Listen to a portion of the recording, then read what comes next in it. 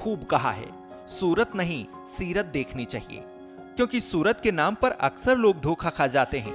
हमारे देश में हजारों लोग एसिड अटैक का शिकार होते हैं, जिसके चलते उनके चेहरे हमेशा के लिए न सिर्फ अपनी चमक खो देते हैं, बल्कि कई एसिड अटैक सर्वाइवर अपने आप को दुनिया से अलग थलग कर लेते हैं। लेकिन मेरठ के एसिड अटैक सर्वाइवर ने एक नई मिसाल पेश की है। दरअसल मेरठ प्रशासन की मदद से मेरठ की 4 एसिड अटैक सर्वाइवर ने मिलकर एक कैफे की शुरुआत की है और कैफे का नाम रखा है सेकेंड इनिंग।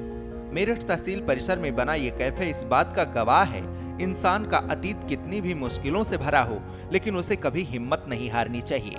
ऐसी ही हिम्मत दिखाई है acid attack survivor Geeta, Shivani, Bhavna और शाहनवाज ने।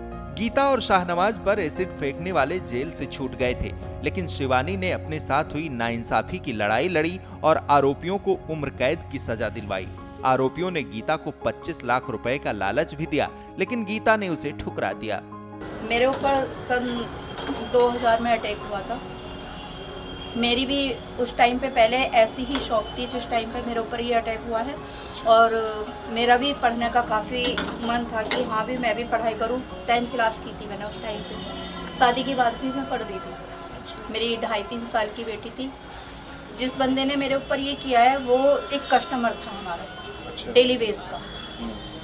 उसने मुझे शादी के लिए प्रपोज किया था। मैं अपनी मम्मी के पास ही रहती थी, क्योंकि मेरे भाई पापा कोई नहीं था, मेरी मम्मी थी सिर्फ। तो मैं उनकी सपोर्ट की वजह से उन्हीं के पास रहती थी। जिस टाइम पे ये मेरे साथ में अटैक हुआ था तो 7 मई थी। 3 मई में मेरे एग्जाम खत्म हुए थे 10th क्लास के, और 7 मई को उसने मेरे ऊपर अटैक कर दिया। शाहनवाज पर तो उस वक्त तेजाब फेंका गया था जब वो महज 4 साल का मासूम बच्चा था। मैं 4 साल का था तो जब मेरे पे एसिड अटैक किया गया था। हमारे रह रहे एक किराएदार ने फेस पर अटैक किया था। और उसके बाद हम हुमायूं नगर आ गए थे। अब हम हुमायूं नगर में रहते हैं और मैं प्लास्टिक के पार्स बना रहा था। वो मेरा काम लॉकडाउन के समय बंद हो गया था। अब हमने एक जिलाधिकारी को एक प्रार्थना पत्र दिया था। तो हमने मेरे तहसील में स्पेस लिया।